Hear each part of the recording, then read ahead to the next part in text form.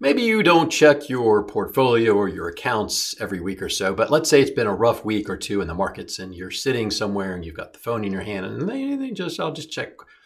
And you notice the numbers are down and maybe you notice or maybe you don't notice, but there's this tight feeling in your chest or maybe there's a knot in your stomach. I tend to notice my jaw tends to clench up a little bit or no, depending on the numbers, maybe a lot. But what's going on there? What's happening? Who's causing that reaction in your body? Well, I'd say it's your investor part. And a lot of us don't really know that person, the one who drives investing decisions. Let's talk a little bit about how this shows up. So Morningstar polls thousands of investors every year, and they publish this in their Mind the Gap report every year. So what do they find? They find that average investors lag the performance of the holdings in their portfolio by about 1%, actually more than 1% a year. So how does that happen? Well, Morningstar doesn't go out and interview stupid people. They're interviewing people who have money, who have some knowledge of investing and markets. So it's not a knowledge problem. It's not an intelligence problem. I'd say it's partly or mostly an identity issue. We've all inherited or adopted stories about who we are as investors and how investing should work. Think about this. How did you react or how did somebody maybe react on a couple of these somewhat more dramatic events like March of 2020 when the lockdowns were kicking off and the market was in a free fall? Anybody panic? Or maybe somebody experienced some FOMO just a couple of months ago in December when silver was getting up to $100 and then it got over $100. You know anybody that's dropped a system, a long-term system, or a strategy after just a few bad months? So I know somebody who bought an inverse ETF while the market was going down, made some money for a little while, and then the market bottomed and started recovering. And then this person, who shall remain nameless, kept that investment for many months because I thought I was an unemotional investor. And I proved myself right. I was very unemotional while that position lost money for many months. So there's a difference between unemotional and profitable. I finally figured that out and said, okay, it's stupid to hang on to these. So there's this level of this idea of identity, and identity is a level of a belief. Let me show you a model. This is the hierarchy of beliefs model. It comes from NLP, neuro-linguistic programming. It's a branch of psychology.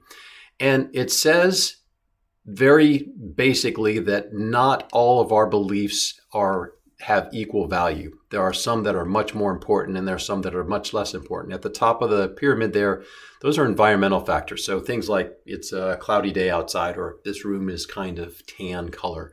Those really don't have a big impact on you. But as you go down that hierarchy, each of those levels has an increasing amount of importance. So the most important beliefs that we all carry are spiritual. And we're not going to go into those today, but you'll notice right above that is the identity level. So as we look at this model, you have more beliefs as you go up the model. So you have a lot more beliefs about the environment than you do about spiritual or identities. Now, the thing is, most people try to work at the top level about what they're going to do or not do, or what they can do and cannot do. But their power is really down here in the lower levels, these bottom ones. And this level of identity is one that you can adjust, that you can change. You can tell different stories. So how do you change the identity stories? Well, one way, an effective way for investors, is that you adopt a systematic process and you commit to it as an identity, not as a strategy. So what does that mean? So a strategy, if you were adopted as a strategy level, you'd say, I am going to X, Y, or Z, all right? And I'm not going to A, B, or C.